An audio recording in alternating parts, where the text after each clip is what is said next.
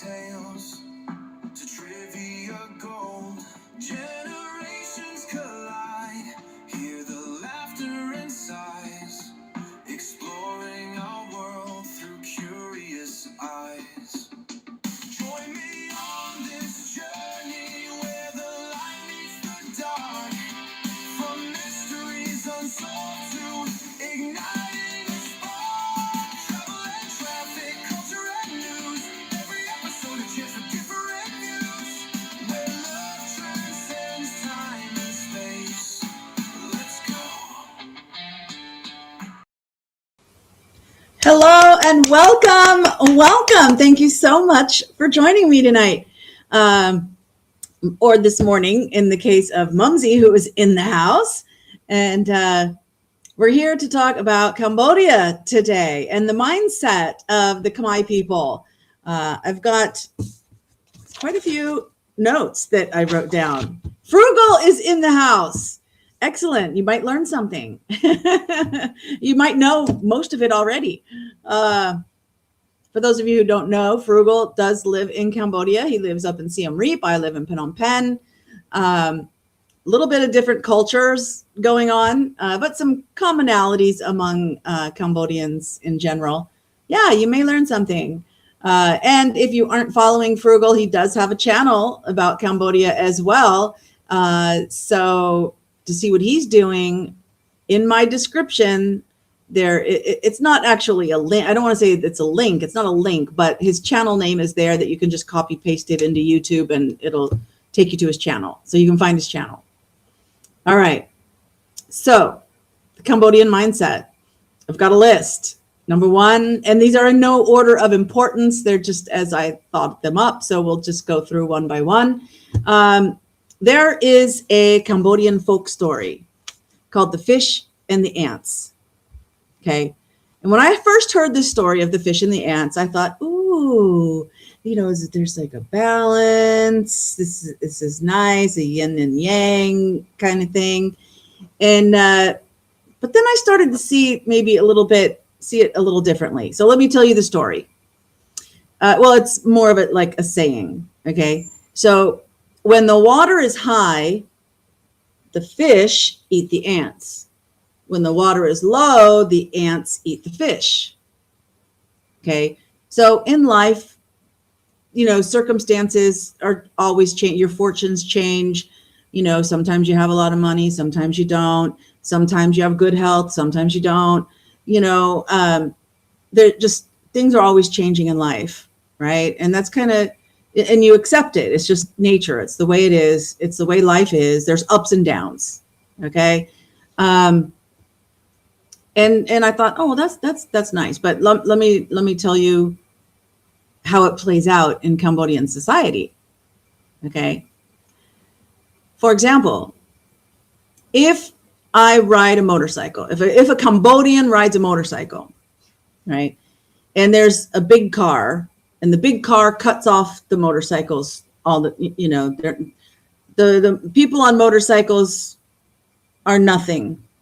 Right. I'm the car, I'm the power, I'm powerful. I do what I want. I go where I want. And if I cut off a motorcycle, so be it. They have brakes. They better just stay out of my way. Okay. There's that kind of mentality. And so you would think that motorcycle driver, when they improve their life and they get a car, that they would remember what it's like to be that motorcycle driver, and they're going to be more kind to the motorcycle, you know, to all the motorcycles. No, the mindset does not work like that. The mindset is, now I'm the big guy and now I get to cut off everybody. You see, with the fish and the ants, somebody's always eating somebody else. Okay. It's more of a like taking advantage. And so sometimes you take advantage of me and sometimes I take advantage of you. That's how the reality is on the ground. Mark is in the house as well. They drive like they are still on a motorcycle, but in a car. Well, if we wanted to do a whole show on traffic, that is true. Because, for example, if you're on how long have I lived overseas? Okay, so before I comment on Frugal's comment, I will answer Mark's question. I have lived here in Cambodia for 18 years. Going next month, I will have to change that to 19 years. So that's how long I've been here. I moved in 2007. However, my first time coming to visit Cambodia was 2006. So that's when I got hooked on Cambodia. I wanted to spend the rest of my life here, but I did have to go spend a year in the US making the money and settling affairs and all that kind of stuff before my move. So I don't count that year as living here, right? I count it from 2007. So comment about the motorcycle, people who drive cars like motorcycles. You can get away with a lot on a motorcycle. You can ride that motorcycle on the sidewalks. If traffic is stopped, you just go on the sidewalk, because the curb, there's not a high curb, because the sidewalks also double as driveways, kind of, right? So there's a low curb. So yeah, you just kind of ride up there. But more relevant to a car doesn't go up on the driveway. Up on the sidewalk very often, unless they're like, it can happen.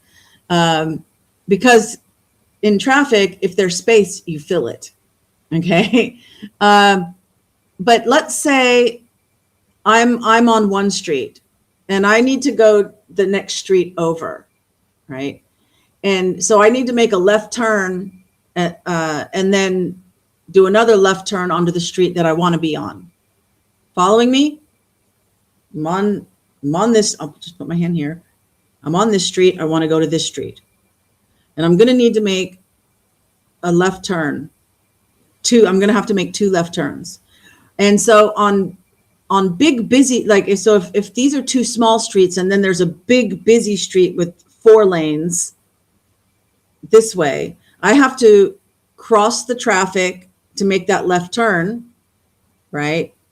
I have to cross 2 lanes of traffic to get into the left, go down just a little bit, and then cross that traffic again to make another left turn. In the West, we know this is just the way it is, right? That's what you got to do. But in Cambodia, if you're on a motorcycle, you don't have to do that. It's actually safer to just stay next to the curb. So you got these 2 roads, just stay next to the curb and go the wrong way to the next street, because you're not having to cross the traffic twice. Like I said, in the West, it's like, no, you don't do that. But in Cambodia, that's very common. And so you might see a car try to do that. That's no. Motorcycles can get away with it. Cars should never do that. Sidewalks also double as a storefront or a parking lot. Exactly. That's what I say. It's like a driveway. You park there. And, in Western countries, if you're going to open a business, in order to get your business license, you have to show how much parking you have for the capacity of your store. And if you don't have enough parking, they might not grant you your business license. Well, that doesn't exist here. Business licenses do exist, but as far as like having enough parking for your business, no. Nobody figures that into the equation. All right, so let's move on to number 2. So that's the fish and the ants. If someone has bad behavior toward you, then when it's your turn, you're going to get to have bad behavior toward them. There's another saying like that, that this time you, next time me. Okay, this prevents a lot of road rage. There's a little bit of road rage. You see it occasionally, but it's not like in Western countries, in the US in particular. It's not a big thing that happens all the time. And one of the reasons is they have this mindset, like, you're trying to get through an intersection that doesn't have, not all the intersections have streetlights. Okay. And so everybody's kind of like trying to move into the intersection to go straight or turn or whatever. And someone beats you to it. And you have to stop and wait for them to go through first, right? Well, this time you, next time me. Okay. And so that filters out a lot of the road rage. So, no, okay, you got it. I tried to go first, but you got it. You went first. I had to stop. And so there you go. Next time I'll get through and the other person will have to stop. Are there a lot of motorcycle accidents then? Surprise. Okay, there are motorcycle accidents, and they're bad when they happen. People die in motorcycle accidents. Okay, but the way the driving is done here. Okay, first of all, I mean, in 18 years, there's only one accident I've ever heard of that was from someone going the wrong way. All right. Usually the bad motorcycle accidents are a car that's speeding and drunk coming from behind and running over a motorcycle. Okay. Because it's hard. Okay. I try to always know what's around me. Okay. That's something I learned driving in the US. And so I try to always know what's around me, especially since I know that the really bad accidents are a car coming up behind you and running you over. Okay. So I try to know what's behind me, and I use my side mirrors because I do have a motorcycle. Yo, traveling fools in the house. Okay. The problem is you can't really take your eyes off what's in front of you for very long. Okay. Because things can happen really fast in front of you and that you need to react to. So it's hard to keep your eye on what's behind you. You can do it. You have to take a really quick glance, and there you go. But I would say for the number of close calls with motorcycles, it's amazing there's not more motorcycle accidents. I don't know how. There's a lot of people. If you're ever in Cambodia and you see a red string tied onto the motorcycle, that means when they got their motorcycle, they took it to the pagoda and had the monks bless it. So those are like the most dangerous people, because they think that because the monks blessed their motorcycle that they're not going to get into an accident, so they could be more reckless in how they drive. But maybe it works. I don't know. It would be interesting to see how many of the motorcycle accidents that happen have red strings tied on them. Like, do the red string ones never get in accidents? That there should be a statistic on that. Somebody should study that. But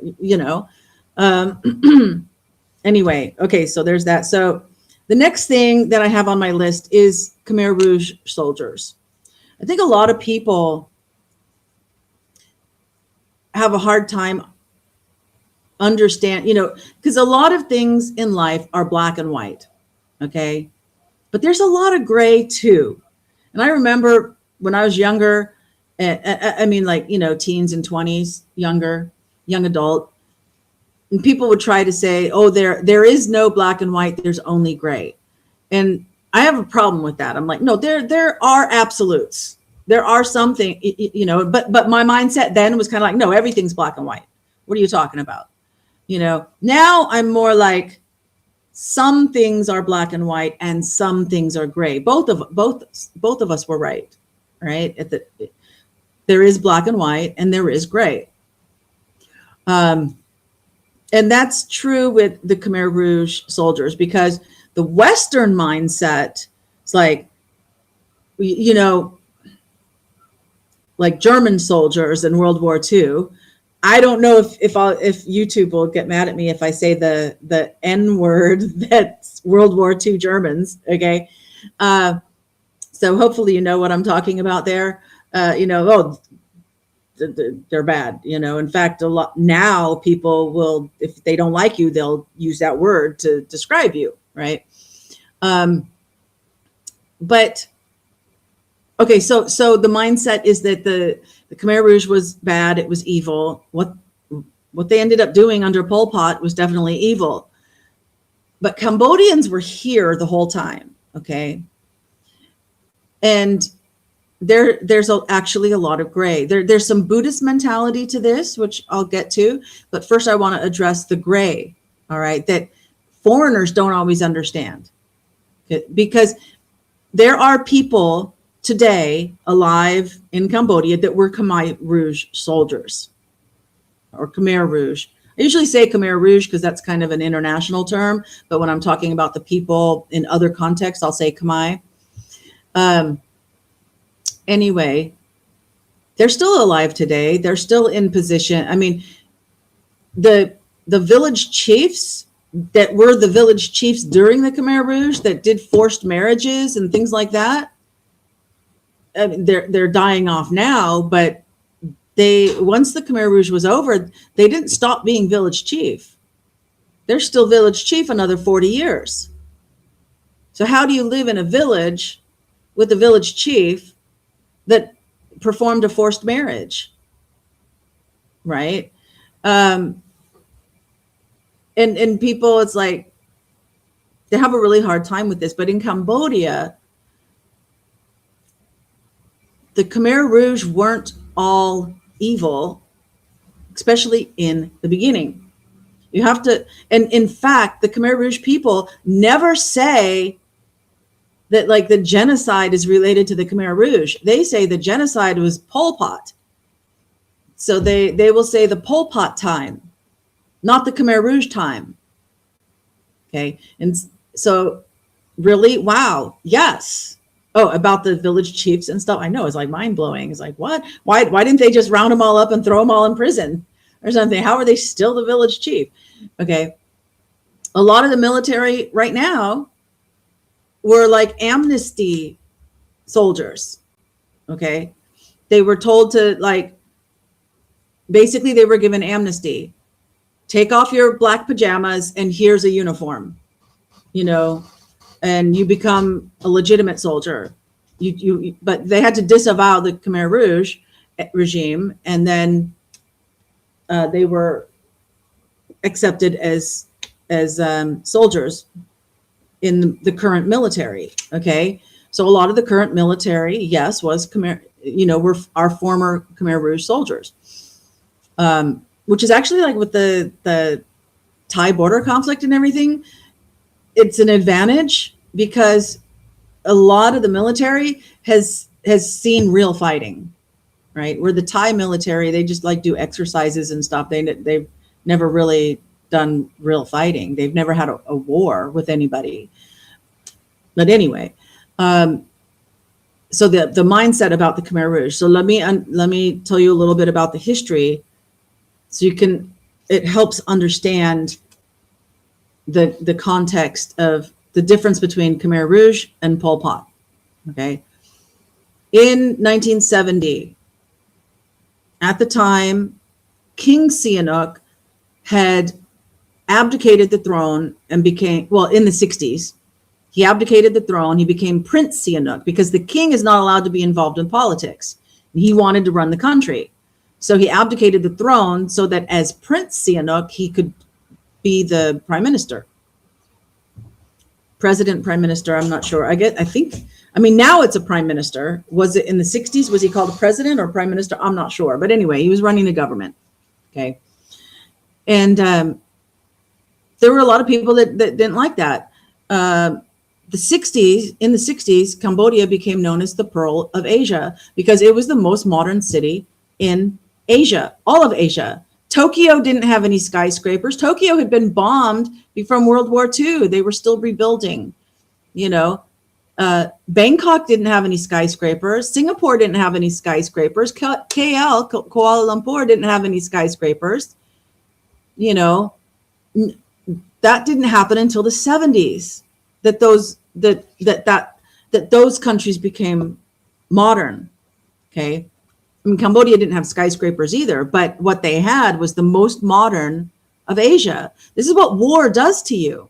Okay. I mean, now Cambodia is known as this little podunk country, right? Which it's totally developing, but people have that image because they were, thrown back to the Stone Age during Pol Pot. Okay. How did that happen? 1970, the people that didn't like Sihanouk voted him out. Okay, so they call it a bloodless coup. All right, because it wasn't like a military coup, but the parliament voted him out. Okay, whatever they called it. I mean, they have a House and a Senate, I think, but I think they're still called together. Instead of Congress for the House and the Senate, it's called Parliament for the House and the Senate, I think. In any case, they voted him out, and there was a general named Lun Nol that they put in his place. So now he's running the country, and Sihanouk was away out of the country when this happened. Okay, so he couldn't come back to Cambodia. So he gets on the radio and he tells people to fight Lun Nol to bring him back. All right. He thought the Khmer Rouge was outlawed. Oh, yeah. That's what I mean. They had to disavow. I mean, so the current people, I mean, people who used to be Khmer Rouge, but they had to disavow the Khmer Rouge, right? They had to. Okay. You're right, Mark. I mean, although there are little, there's rumors of some that still hide out in the jungles in some areas. This is Baby, by the way, Baby Wilbur. So Sihanouk gets, Prince Sihanouk gets on the radio and calls on everybody in Cambodia to fight Lun Nol's soldiers in order to bring him back. Now, this is when the civil war starts. Okay, so for 5 years they have fight. Not only do they have fighting of people trying to get Sihanouk back, but you have the bombing happening from the U.S. during the Vietnam War, which they call the American War here. Okay, so they've got all this fighting, civil war fighting going on at the same time all the bombing is happening.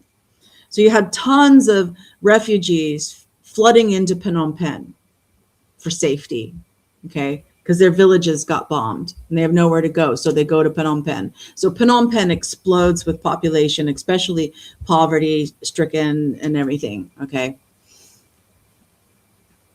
And there's all these different, so there's no one lead of the 70s. You have little groups that have formed and that are fighting the soldiers, okay. And Pol Pot had been in France. Just a second. Pol Pot, his name was Saloth Sar, and he went to France for his education.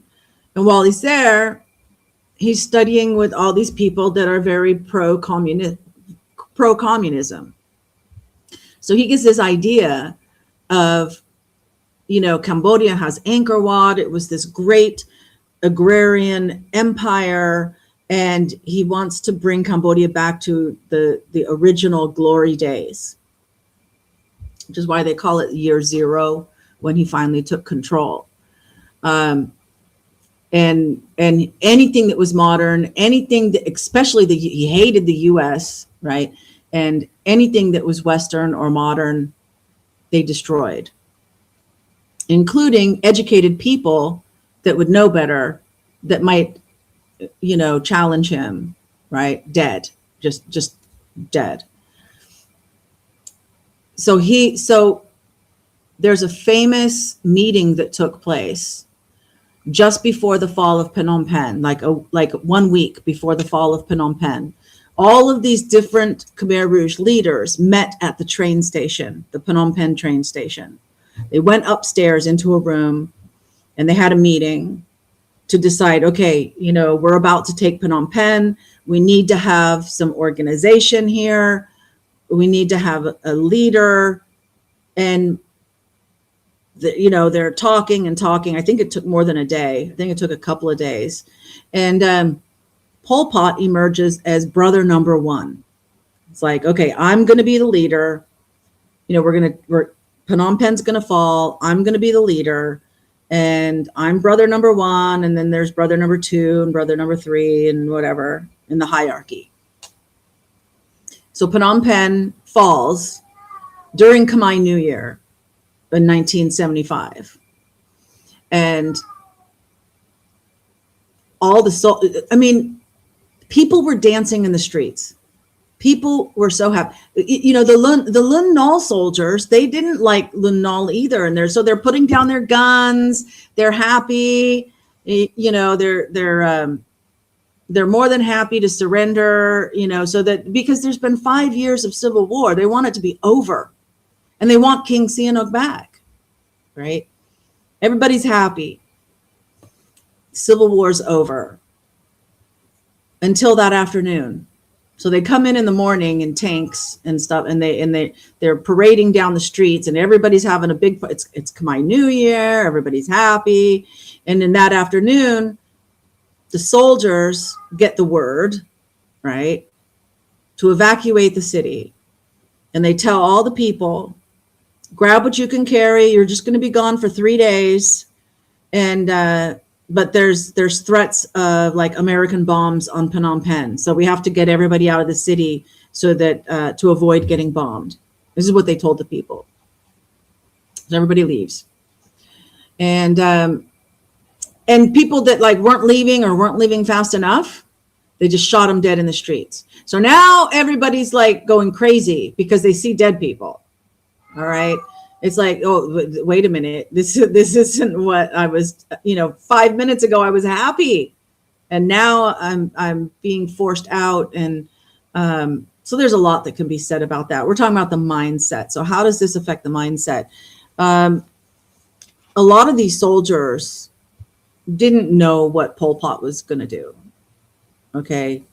And the extent of what we now know through history, you can learn it. That's not what this show's about. So, and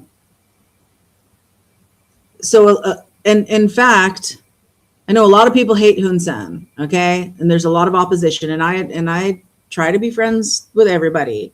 But the way the story goes, okay, I wasn't there, so I can't say how true it is or whatever, all right? You can believe what you want to believe, but the way the story goes is that Hun Sen was one of these people. He was a Khmer Rouge soldier fighting for the king, and he did not like what Pol Pot was doing. So he got 4 or 5 other guys, other soldiers. They're all young men. They're like in their mid-20s. Okay, they're so young, and they say we're going to go over to Vietnam and try to ask them to help us. And that's a whole journey. That could be a whole show just about that journey. They end up going to Vietnam. Vietnam agrees that, okay, we'll let you have a volunteer. If there's any of our soldiers that want to volunteer, we're not going to force anybody, but if they want to volunteer, so they got a volunteer army, and they came, and like in 2 weeks, that's all it took for them to get from the Vietnam border to Phnom Penh, to take back Phnom Penh and get the Khmer Rouge on the run. And so that period up to, from the fall of Phnom Penh in 1975 to the fall of Phnom Penh in 1979, which was January 7th, which is a big celebrated holiday, that's the day Phnom Penh fell from Pol Pot, was 3 years, 8 months, and 20 days. And so every Cambodian learns 3 years, 8 months, 20 days. But it wasn't over. There was still a lot of civil war fighting that still continued. And I've heard old timer people that say the Khmer Rouge time was the best time of their life because there was peace. There was no fighting because they had 5 years of fighting before, and then they had another like 10, 15 years of fighting after. But there was no fighting because they killed everybody. It was genocide. Okay. But these are generally, oh, and they say that, oh, and we had enough food to eat. There was no fighting and we had enough food to eat. It was the best time, because they were farmers. They weren't from the city. The city people are the ones they killed. The people that were the farmers were given enough food. And Gibbo is in the house. Who's fighting? Oh, we're talking about Cambodia history. So the mindset, Cambodians live side by side with people that were Khmer Rouge soldiers. And they don't have a problem with it.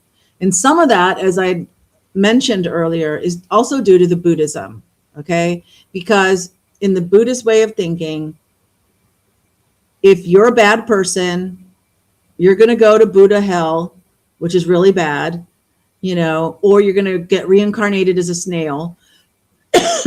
And I'm going to get reincarnated as a rich person. So I just got to wait you out, So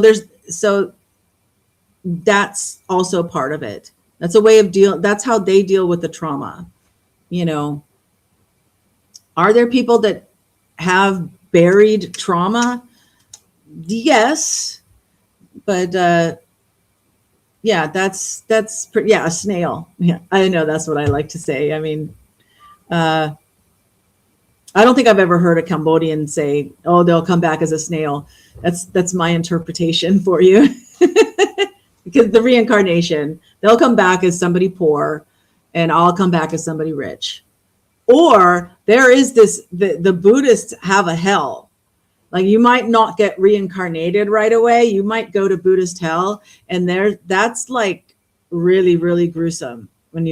There's some pagodas that have like paintings or sculptures or whatever of like all the Buddhist hell stuff, and you look at it and you go, oh my God, what is that? Why is that part of this pagoda? And because there is a hell in Buddhism. And it's worse than the Christian hell, I think. You want to come back as a liger. Yeah, a cross between a lion and a tiger. There you go. That'd be good. All right, so enough about Khmer Rouge. So another thing, with the true crime that I watch and stuff, sometimes there's conversations about vigilante justice, okay? And whether that's okay or not, all right? And whether it's okay or not, it happens in Cambodia. So usually that's like a mob justice kind of thing. And it's usually with thieves. They don't like people who steal.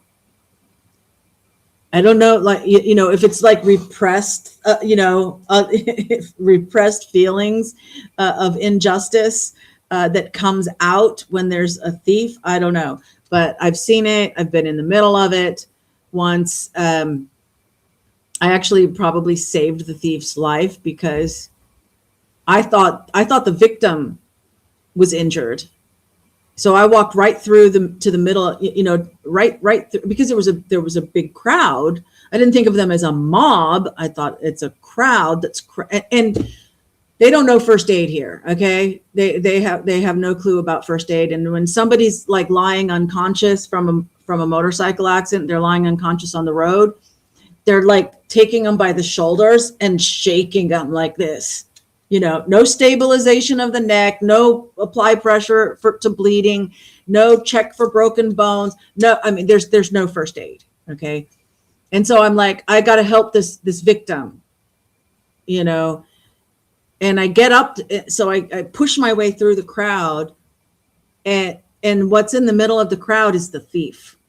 And people are starting to kick and to punch and he's laying on the ground in a fetal position, and the frenzy is starting to build, and the crowd is about to turn into a mob.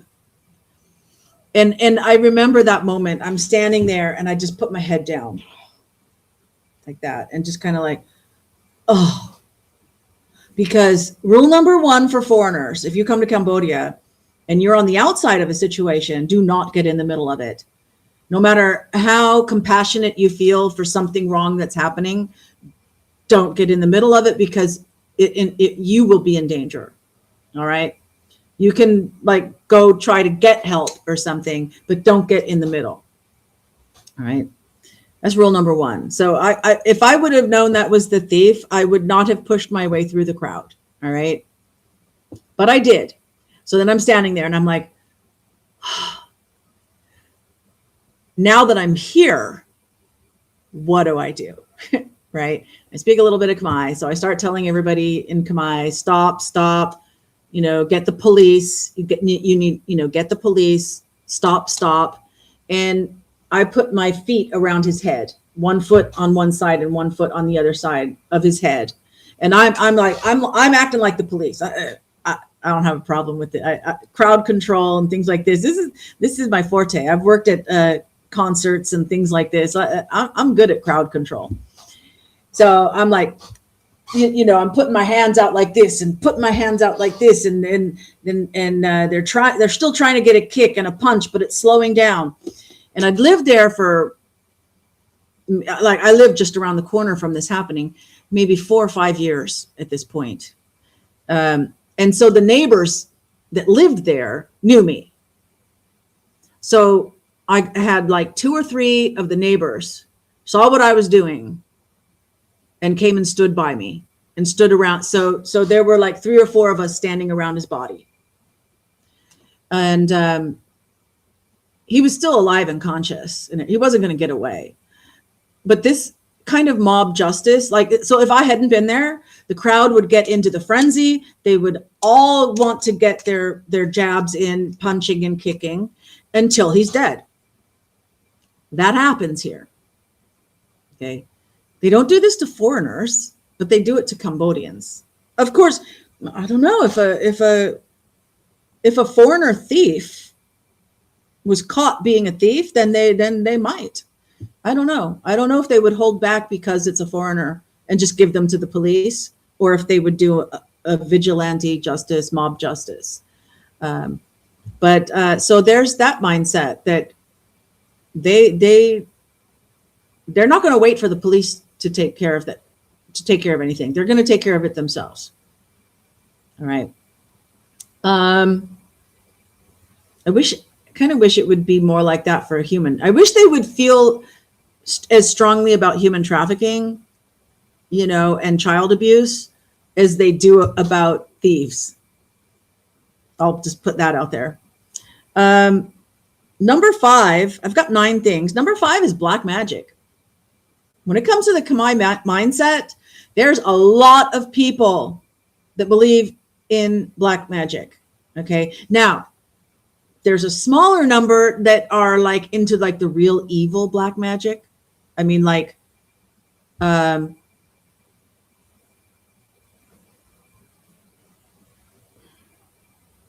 trying to think of the best way to say it. Aborted fetuses and drying them like you dry fish or dry jerky, and using them for your black magic.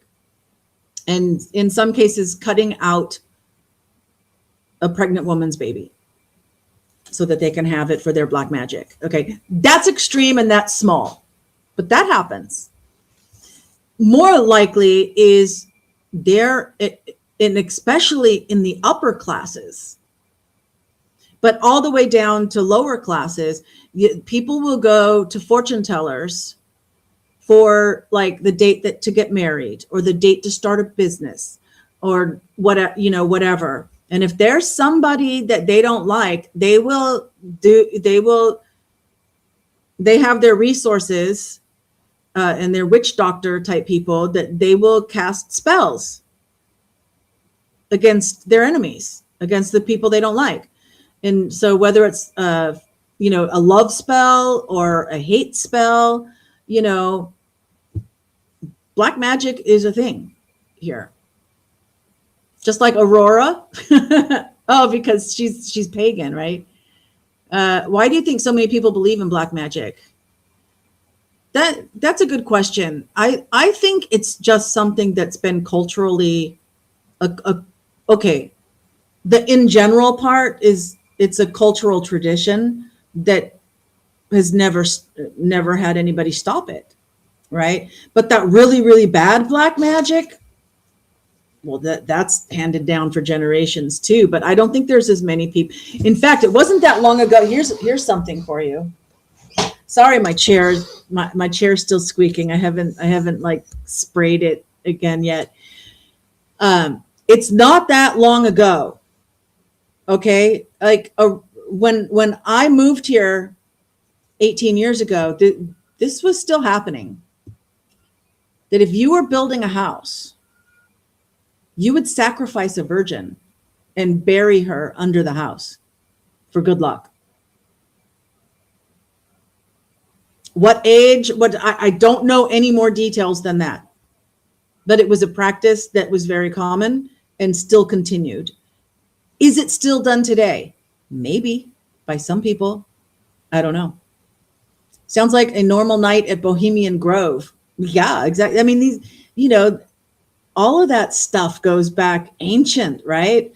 And look at how ancient, Angkor Wat is. You'd think they didn't have this kind of stuff, yeah, it's passed on. But I'm going to get to how the younger generation is changing so fast. I'm going to get there. But first, I want to talk about land titles, because this really changed the mindset. Okay. People owned property before the Khmer Rouge, but the Khmer Rouge destroyed all the records. Okay. So after the Khmer Rouge, there was no proof of anybody owning anything. Isn't that murder? Which part? The black magic? Oh, sacrificing a virgin.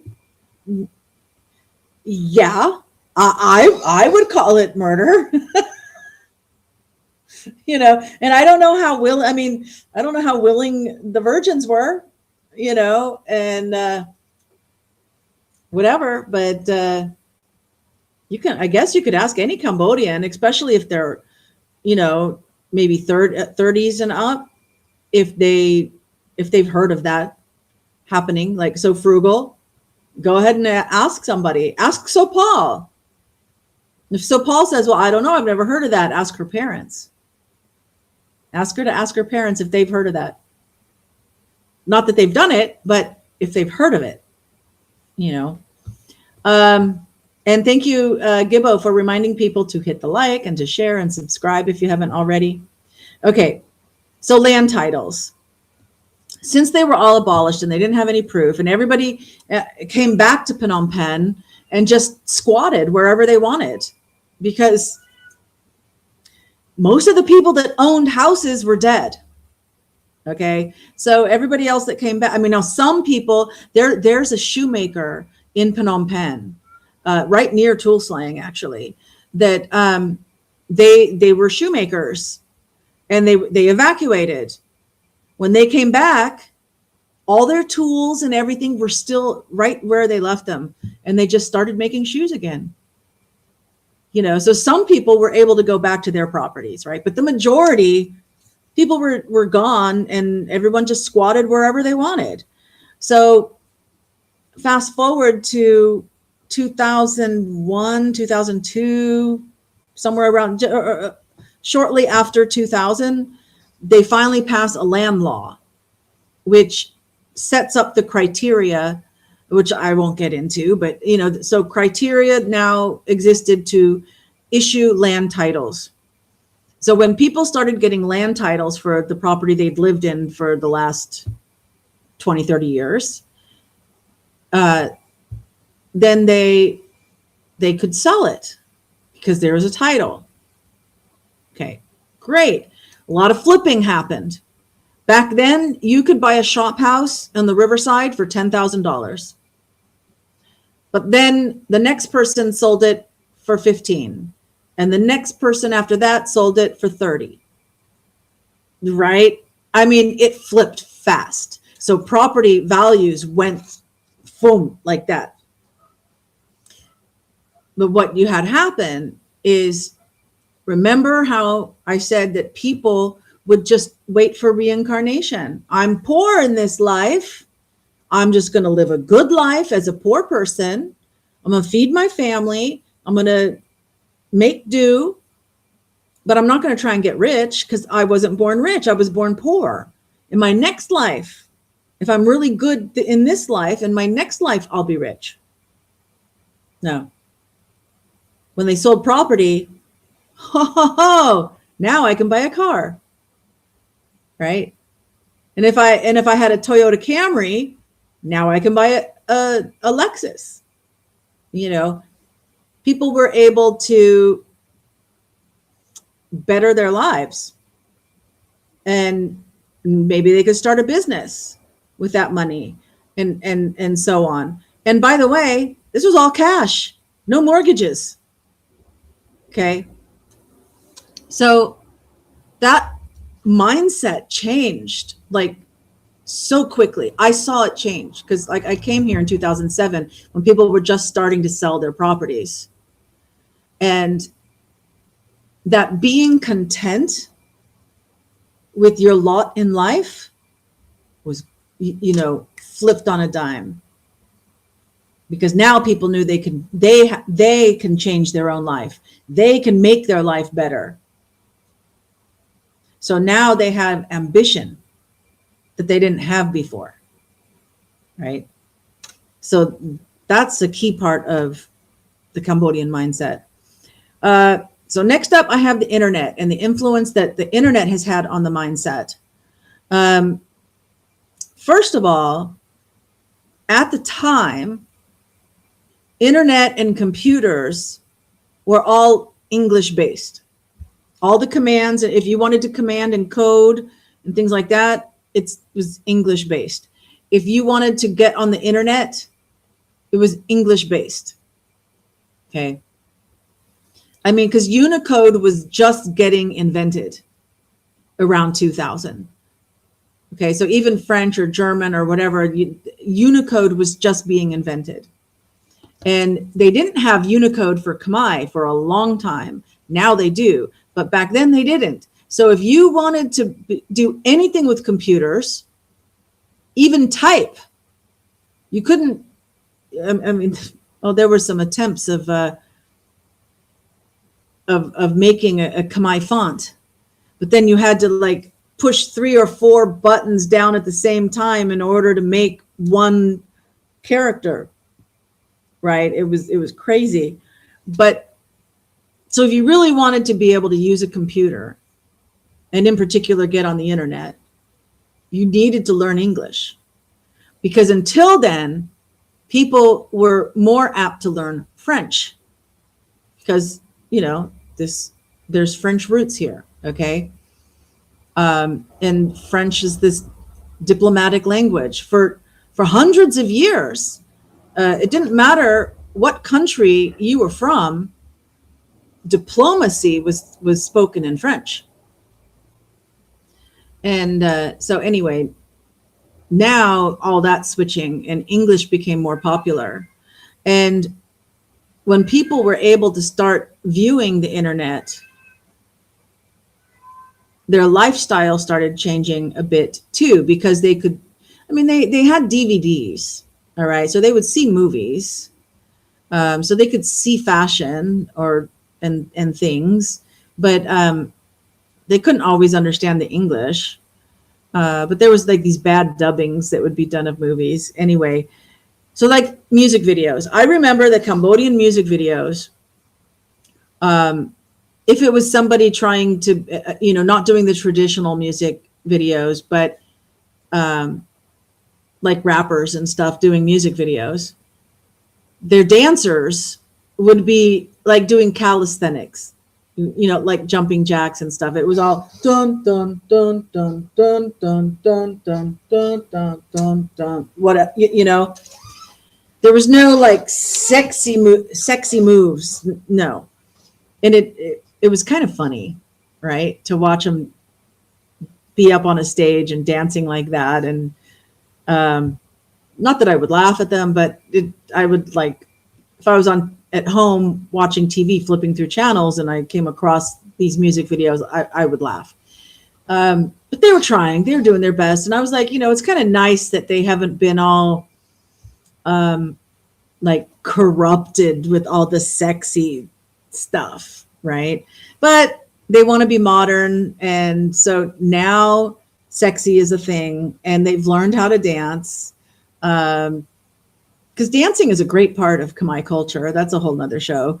I mean, the traditional dances like that they do at weddings and things. But yeah, so they're wearing sexy clothes, they're doing sexy moves, and yeah, that's it. So that mindset changed. I remember when, I mean, this is similar. It's a little bit of a sidetrack. When I first came here, 8 o'clock at night, or actually like when the sun went down. So not that, maybe 6 or 7, everything shut down. People's houses, especially when they live in a shop house, whether they have a shop, I mean, it could be their living room or it could actually be a shop and that they live above, but they all have these metal gates that close, and they were closed and locked 6, 7 o'clock at night. They were inside eating their dinner with the doors locked because things had been very, violent prior. So that was their habit. And I was teaching at Panyasastra University, and there was like a 7 o'clock class from 7 to 8:30 was the last class. And I was a teacher of that. And some of the students had a real problem with their parents letting them take the 7 o'clock class and getting home at 8:30. And I had to make sure I didn't go over, because they had to leave. I mean, those students had to leave and get home. I mean, their parents knew exactly how long it would take them to get home, and that if they weren't home, then they were going to be in big trouble, right? Now people go out to Walk Street, they go out to restaurants. I mean, there is a lot of nightlife. Back then, the only nightlife was like the bar girls. That was the only nightlife. Okay, it was bars. And so the good girls and good boys didn't go to bars. So the only other thing is thieves, right? And tourists that are out. And so you need to get home and get locked in your house. That's changed. That mindset has changed. People stay out later. 2 more things. I wanted to add a coffee culture. So when I first moved here, there was one coffee shop that was open. I mean, like we think of a Starbucks and things like that, like that kind of coffee, a coffee cafe, right? Coffee restaurant. Well, it was a restaurant. They did serve food, but there was one that was opened by Cambodians that had lived in New Zealand, and they came back to Cambodia and they opened this place. It was called 33 because that was the house number, was 33. And this was before brown coffee. They were the first. Then brown coffee saw what they did, and they opened a coffee shop. And then brown got really big. Before that, it was more the Vietnamese style where, I mean, so coffee existed and some people drank coffee, but they would use a shot glass, literally a shot glass, a plastic shot glass. They would put condensed milk in the bottom, so you'd get this layer of condensed milk. Then they had just boiled coffee or used a fresh press. Either they use a French press when you're getting the little shot glass, a French press, or they're just boiling the coffee. They pour it into that shot glass, and then you get this little teaspoon, and you stir it and stir it and stir it and stir it, and then you drink your coffee. And you're on the street at a little table with little plastic stools. The same thing as in Vietnam, and that was the only coffee people that drank coffee. There weren't, other than the ones I described, that did brown coffee and 33. Now I mean, coffee culture is everywhere, and we've got Starbucks now, and brown coffee is a huge franchise. There's I think it's an Australian chain called Gloria Jean, and just tons of private coffee shops and iced coffee, and then kiosks on the street, having a little kiosk that's selling coffee. I mean, coffee is huge now. So that's something that's changed. Hi, I see Traveler. Isolani Traveler is Olan. Yeah, Isolani Traveler looks like. Nice to have you here. Thank you for joining. And yes, Anchor Watt is amazing. Gibbo's going, bar girls? What? Bar girls? Oh, that's a whole culture that's not this show. Yeah, so coffee culture is a thing now here in Cambodia. And so that's a mindset of you meet people for business, or you meet your friends for chatting, or for working on your school projects or whatever. You go to a coffee shop and you sit at the table and you do your work. So that's a thing now. The last thing I have for mindset is eat rice or die. I was thinking I should get a shirt. Like if I do merch, if I start doing merch, I think eat rice or die would be a great thing on a t-shirt and on hats and on merch. Because there are still people that believe if you do not eat rice every day, you will die. In particular, like the grandparents are telling the children this. You know, I had a Cambodian friend that I was trying to get to eat, you know, just try some Western food. And they refused. They didn't even want to try it. You know, it's like, no, I can only eat rice. If I don't eat rice, I will die. You know, and I thought, okay, if you lived through the Khmer Rouge times, where literally they would have communal eating, kind of like a cafeteria in a sense, but instead of like you getting, oh, here's my tray of food, and you get some mashed potatoes, and you get some corn, and you get some roast beef, and you get all these things on your tray, you got a bowl with broth and 1 spoon of rice per day. That's it. You'd wake up in the morning and start working, and you'd work all day, and then you would, you'd come back to the commune, and they would have the soup cooking, and you wouldn't even get any meat or vegetables. This is why, like, if they were out in the fields and there was a crab, like a little crab in the field, they would like eat the crab or eat the snails or whatever, but if they got caught, I mean, that belonged to the great powers that be, or Anka. Okay. And they still use the word Anka for charity. It's like they'll call charities Anka. And I'm like, how can they call charities today Anka after having lived through the Khmer Rouge and Anka being used for like the regime, those who give you life, so all vegetables, all animals, everything, like if you got caught stealing a potato or a mango or a banana, or eating the rice that you were harvesting, no, they would kill you. Rice has arsenic. This is true. Even well water can have arsenic. So be careful. Because that's from all the bombing. Because they bombed every province in the country. They didn't just bomb along the Ho Chi Minh Trail. That's the U.S.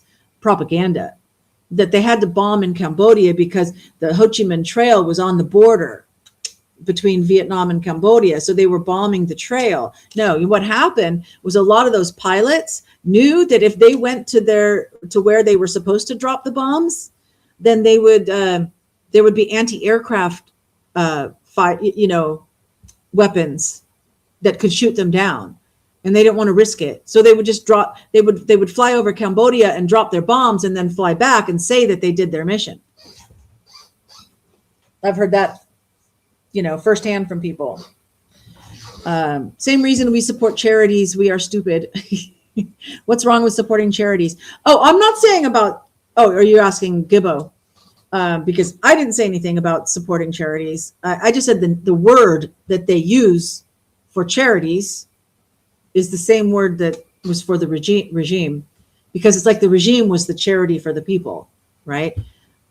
So they didn't change the language, because that was the word, and so that they still use it today. But I don't know, in English we have words that become obsolete, or look at the nigger word or something. I mean, at one time that wasn't bad to say, now it is. So anyway, that's that the eat rice or die. A lot of people are very hesitant to try Western food. A lot of people do, and they love it. I mean, pizza is huge here. Hamburgers are huge. But it's usually the younger people, and they still eat a lot of the regular Cambodian food, even if they have, just once in a while will have something Western. But some people, they won't even try Western food. It's like majority of the money and charities go to rich people. There is a lot of that, so if you want to donate to a charity, you need to really check them out before you do. But that, yeah, it's true that there's a lot in Cambodia. A lot of the charities that have been here for a long time, their staff and the directors and things like this, the Westerners that came, not the Cambodians working under them, but the Westerners that came to run everything, they would get paid danger pay. They were getting paid $10,000-$15,000 a day. Not a month, a day. So they had pretty cush jobs, and they were racking up money, but it wasn't okay. If you left Phnom Penh or whatever, it could be dangerous, especially you're talking the 90s. It could be dangerous. All right, but by the 2000s, no. I mean, there were isolated things that would happen, but not like the Civil War ended in like 97. Okay, peace was achieved in 97.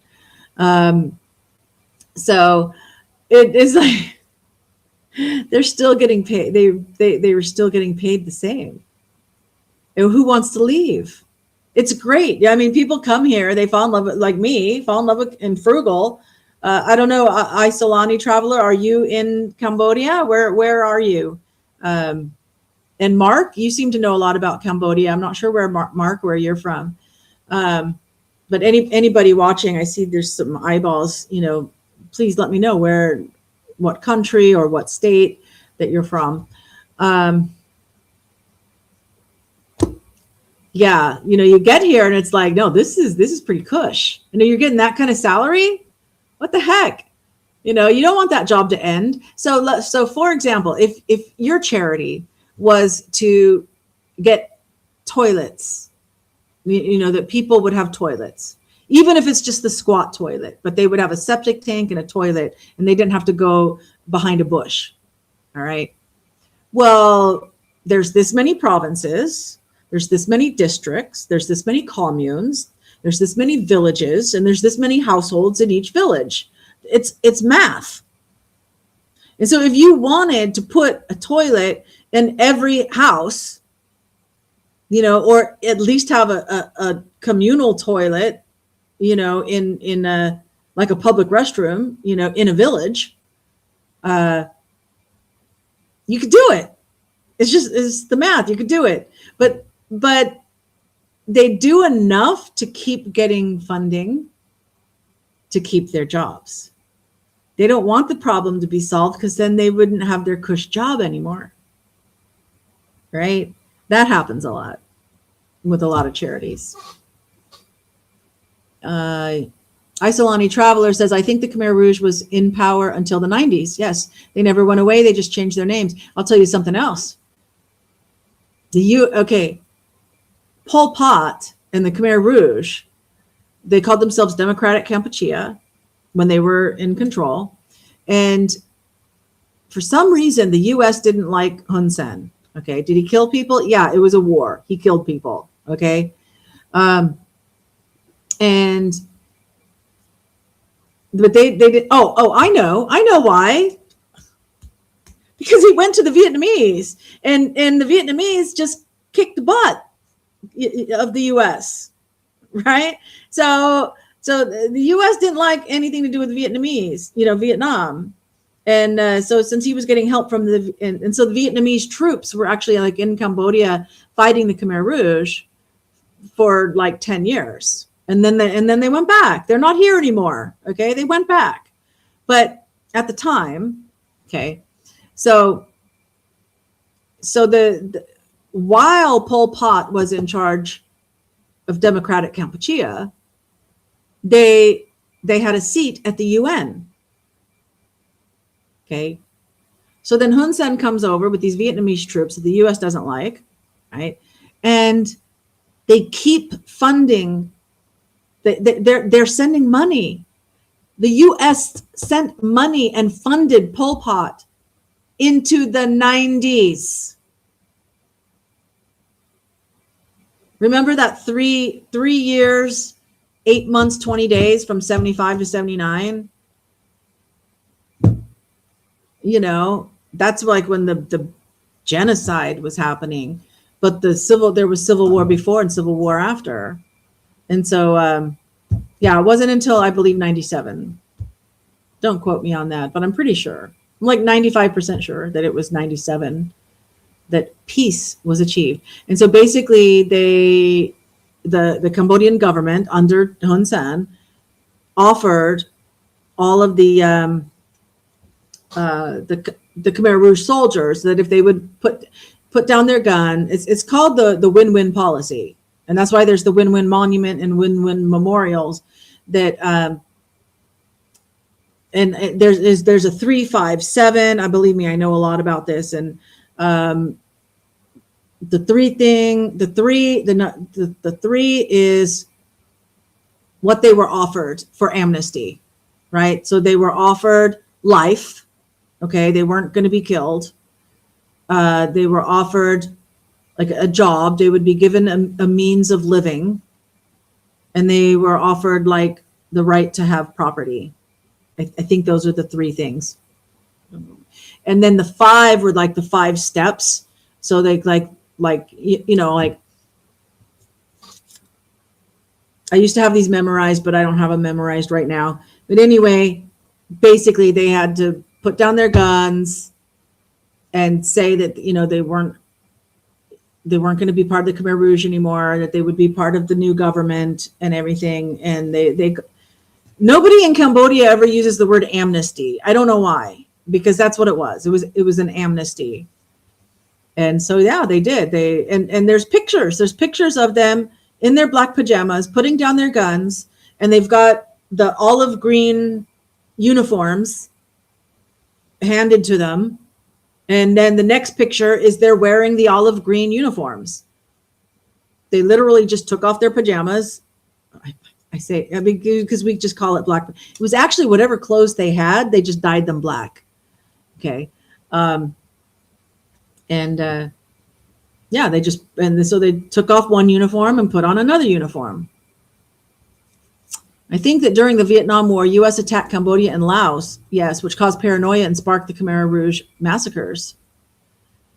Definitely the U.S. was attacking Cambodia and Laos.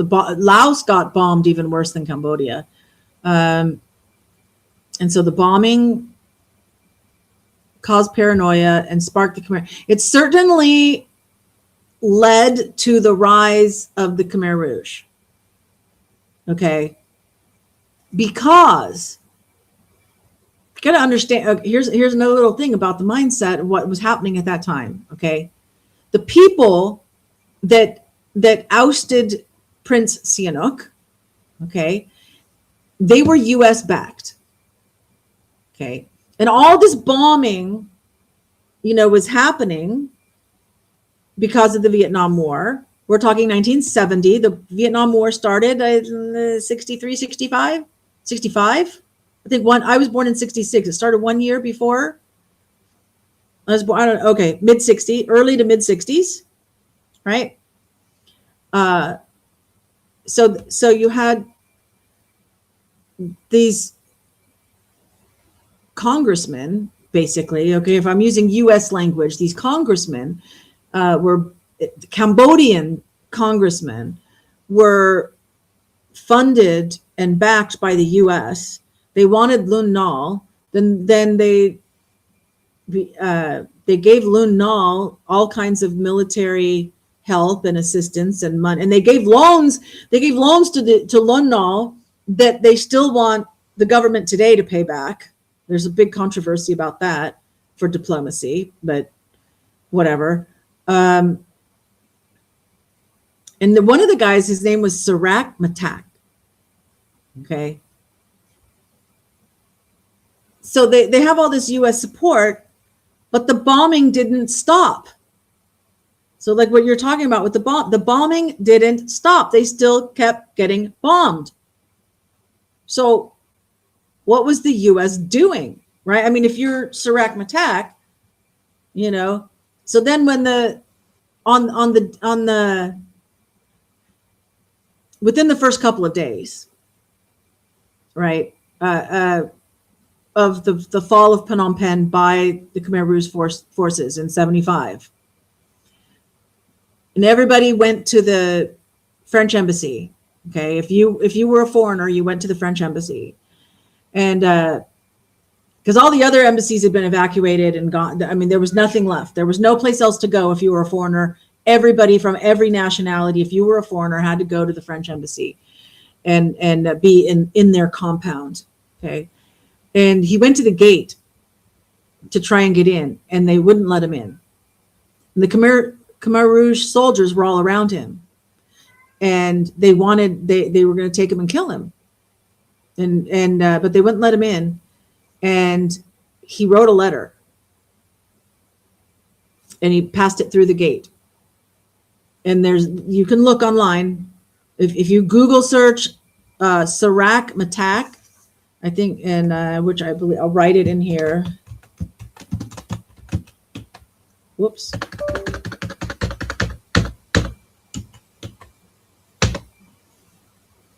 Okay, look up Sarak Matak's letter. And you can, and then hit images, and you can read. Well, I don't know what language he wrote it in. Did he write it in English? I think he was all with the US. I think he wrote it in English, and he knew that the Khmer Rouge were going to take him and kill him. And he was, and it's all about how he trusted the US, and they betrayed him, and then he died. So, yeah. Well, that's my list of things that I had to talk about the mindset, different aspects of the Cambodian and Khmer mindset,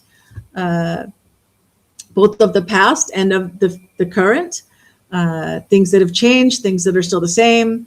I hope it was entertaining and interesting and educational for you to learn these things. Maybe you have a different opinion. If you're watching on replay, then write it in the comments. Before anyone runs away, though, I have to tell you that love transcends time and space. So wherever and whenever you're watching this, I love you. Thank you. Thank you so much for spending some time with me. And yeah. I'm online doing live streams at least 4 times a week. This morning I had some time, and so I just sat down on a street corner. Well, not like on the corner, but like in a chair in a cafe at a corner and did a live stream. I might do some more spontaneous things, but the regularly scheduled time now is like 4 times a week. And I might, I do music trivia, I do crosswords, I do Cambodia. Then I was doing like a general trivia or a movie trivia. I might change that for a couple months to the review of the new TV show called Scarpetta. And I might, I'm thinking about that. And if I do, I'll do it tomorrow. That was interesting. So glad time changed and can catch more. Oh, excellent. Excellent. I'm glad. Yeah. Oh, interesting. And hugs, says Mumsy. Yeah. So I hope you can join me for more. If you haven't subscribed, please subscribe. And if you have, I have a playlist called The Real Cambodia. So if you're interested in more of what I've talked about, some of look at the title and you can get an idea. If I had a specific topic, sometimes I've done just like news stories, that might be boring to you because it's not relevant now. But, talks like this, I will usually put some kind of title. And so check out the playlist, The Real Cambodia, on my channel. So you go to my channel and then you see the playlists and you can find more Cambodian content there. So thank you. Thank you so much. And I hope to see you again every Wednesday. Every Wednesday is a Cambodia topic. So if that's your thing, come back every Wednesday. But subscribe because you never know when I might do a spontaneous bonus live. Yeah, I'm going to call it the zoo because I did one today and YouTube actually like AI'd a short. I watched it first because, it's like, well, what's it going to be about? And I'm like, okay, yeah, this is a good short. So I had the live for about 40 minutes. And then I had the short from it as well. And a couple of the people in the chat were like, when I saw some tourists that were like, they didn't know how to cross the street and stuff. And so then they ended up just keep it walking because they didn't dare to walk across the street and stuff. We were chatting about it as it's happening. They said, oh, they really enjoyed watching the tourists, watching what they do. And I'd called it it feels like a zoo, when you're watching the animals at a zoo, but you're watching the tourists walk around. So I might do a whole series at random times called the Riverside Zoo. We'll see. Anyway, so that's it for tonight. So I hope to see you again and have a good day or night wherever you are right now. Thank you so much. Love you guys. Until the next time. Catch you later.